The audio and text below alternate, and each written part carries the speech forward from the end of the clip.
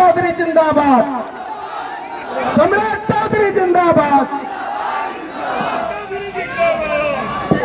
बोलिए भारत माता की, भारत माता की जय। जय श्री राम, जय जय श्री राम। आज वजीरगंज की इस पावन धरती पर इस मंच पर उपस्थित हमारे भाई और लोजपा रामविलास के राष्ट्रीय अध्यक्ष आदरणीय चिराग पासवान जी, इस मंच पर उपस्थित बिहार सरकार के मंत्री और हिंदुस्तानी अवाम मोर्चा के राष्ट्रीय अध्यक्ष संतोष सुमन जी, यहाँ के लोकप्रिय विधायक और लंबे समय से इस इलाके में समाज सेवा का काम कर रहे भारतीय जनता पार्टी के नेता आदरणीय वीरेंद्र सिंह जी, पूर्व विधायक श्यामदेव पासवान जी, इस मंच पर उपस्थित भारतीय जनता पार्टी के तमाम नेतागण, सभी जनता दल यूनाइटेड के नेतागण, लोजपा रामविलास पासवान के सभी नेतागण, हिंदुस्तानी अवाम मोर्चा के नेतागण और इस मंच के सामने उपस्थित तमाम भाइयों, बुजुर्गों, नौजवान साथियों, छोटे छोटे बच्चे और माताएं बहनों, आज जिस चीज की चर्चा आदरणीय सभी नेतागणों ने आपके बीच में रखा है, ये 2024 का चुनाव है साथियों। आपने 2014 में भी सरकार बनाई, 2019 में भी सरकार बनाई, लेकिन साथियों फर्क समझना पड़ेगा। ये 2014 के पहले का भारत नहीं है, आज ये 2024 का भारत है जो दुनिया में डंका बज रहा है। आप स्वयं एहसास करते होंगे, कल तक जो प्रधानमंत्री, जब तक श्रीमती गांधी स्विच नहीं दाबती थी तब तक मनमोहन सिंह बोलते थे। आज ऐसा प्रधानमंत्री है, यदि पाकिस्तान की तरफ से एक चुटपुटिया बम भी फेंक देना, हिंदुस्तान के तरफ से तोप का गोला शुरू हो जाता है। यह है भारत। और आपने देखा दुनिया में किस तरह डंका बजा। यूक्रेन और रसिया की लड़ाई हो रही थी और यूक्रेन और रसिया की लड़ाई में हमारे लाखों बच्चे फंसे थे। देश के प्रधानमंत्री ने कहा, यूक्रेन पुतिन जी लड़ाई रोको, हिंदुस्तान के बच्चे को वापस आना है।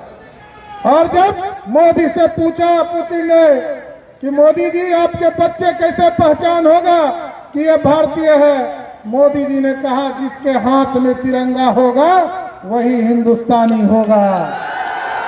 और हिंदुस्तान के बच्चे तो निकले ही निकले, बगल के पाकिस्तानी और बांग्लादेशी भी निकल गए। आप सोचिए तिरंगा का किस तरह का सम्मान बढ़ा। इसलिए साथियों आज गरीबों की सरकार है और दूसरे तरफ कैसी सरकार है, जब सावन का महीना होता है तो एक 4 सीटेड मुख्यमंत्री लालू प्रसाद मटन खाने और बनाने में व्यस्त रहते हैं और उनका बेटा हेलीकॉप्टर में मछली खा रहा है।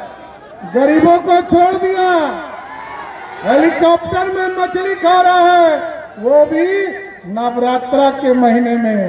अरे हम लोग तो समझते थे कि चारा खाने वाला है, ये मछली मटन खाने वाला नहीं है, ये तो चारा खाने वाला है। लेकिन बिहार की जनता को तय करना है 2024 के चुनाव में 19 तारीख को जब यहाँ वोट पड़े और आदरणीय जीतन राम मांझी को वोट करे तो याद रखिएगा ये सनातन विरोधी है। ये लोग सत्ता में बैठकर ऐश करने आते हैं और आरक्षण किसी को नहीं दे सकते। आरक्षण किसको देंगे? आरक्षण पहले किसको दिया? पहले आरक्षण लालू जी ने अपनी पत्नी राबड़ी देवी को दिया, फिर कहा कि मेरा बेटा क्रिकेट में पानी ढो रहा है, खेल नहीं रहा था, पानी ढो रहा था, तो उसको उप मुख्यमंत्री बना दिया। फिर एक बेटा को कहा कि ये हरे कृष्णा हरे राम कर रहा है, इसको मंत्री बना दो।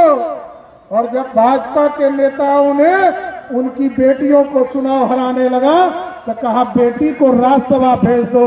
यही है लालू प्रसाद का आरक्षण साथियों। लोकतंत्र बचाना है और बिहार को भी बचाना है।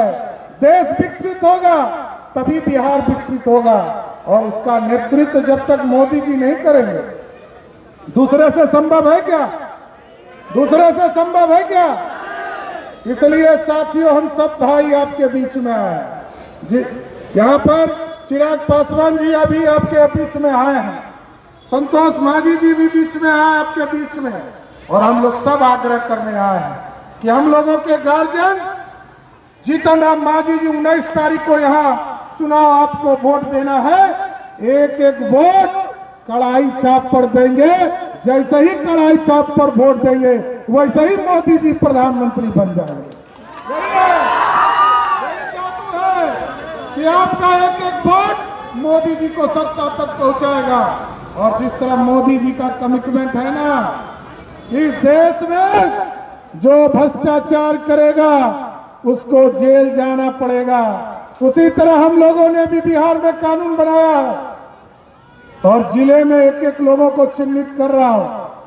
ये जो बालू माफिया, शराब माफिया और जमीन माफिया है, उसको या तो गया के जेल में बंद करूंगा, नहीं तो गया में पिंड दान देना शुरू करवा दूंगा। इतना स्पष्ट करता हूं साथियों, कानून का राज स्थापित करना है, गुंडा राज खत्म करना है। और ये जो ललटनिया युग लाना चाहता है, लालटेन युग आने देना है। अब तो एलईडी बल्ब मोदी जी ने ला दिया साथियों, और ये लोग सपना दिखा रहे हैं। हमारे नौजवानों को एकदम गारंटी है 2020 में हम लोगों ने, जब आप लोगों ने वीरेंद्र जी को यहां से चुनाव जिता करके भेजा है, 2025 में फिर चुनाव में आएंगे। जो 10 लाख नौकरी देने का सपना पूरा करना है, एक एक नौजवान कान के सुन लीजिए, कान खोल के सुन लीजिए। 2025 के चुनाव के पहले बिहार के नौजवानों को 10 लाख पक्की नौकरी देने का काम हम लोगों की सरकार करेगी। इसलिए साथियों, जो लोग ये कहते रहते हैं कि हम जो है नौकरी देते हैं, उनसे पूछिए 15 साल माता पिता जी मुख्यमंत्री रहे, 15 साल में क्या किया? 15 साल तक बिहार में गरीबों को लूटा, और गरीबों को लूटने के बाद बिहार को कंगाल करने का काम किया। इसलिए साथियों, आग्रह करूंगा, निवेदन करूंगा, जिस तरह हम टेंट में बैठे हैं, उसी तरह प्रभु श्री राम 500 बरस तक इंतजार किए, कोई नहीं आया। आपने जब वोट दिया 2019 में, मोदी जी ने कहा जब गरीबों को पक्का मकान मिलेगा तो प्रभु श्री राम को भी भव्य राम मंदिर में स्थापित करूंगा। और आपने आपके वादे को पूरा किया। लोग कहते थे अखंड भारत का सपना कब पूरा होगा? कश्मीर से कन्याकुमारी पंडित चाणक्य ने देखा था, सम्राट अशोक ने देखा था, चंद्रगुप्त मौर्य ने देखा था। आज पूरा भारत कश्मीर से कन्याकुमारी तक एक है।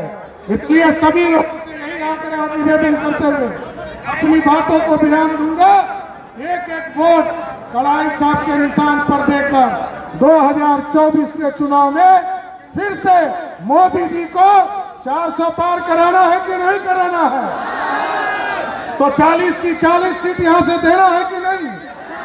पिछले बार एक सीट से छूट गया था साथियों। पिछले बार जीतन राम मांझी हम लोग के साथ नहीं थे, उपेंद्र कुशवाहा जी नहीं थे। इस बार दोनों हम लोगों के साथ आ गए हैं। अब आप तमाम साथियों से आग्रह करेंगे कि बिहार में 40 की 40 सीट जिताकर फिर से मोदी जी की सरकार बनाइए। एक बार हाथ उठाइए सभी लोग और जोरदार नारा के साथ बोलिए, भारत माता की, भारत माता की जय। जय श्री राम, जय जय श्री राम। बहुत बहुत धन्यवाद, बहुत बहुत आभार।